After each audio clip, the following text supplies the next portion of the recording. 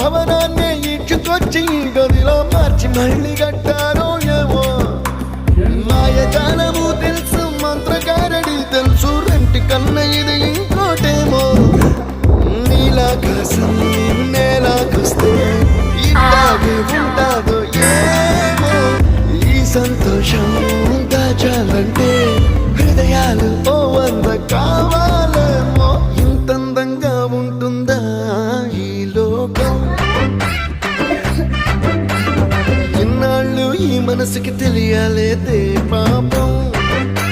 చెప్పిందా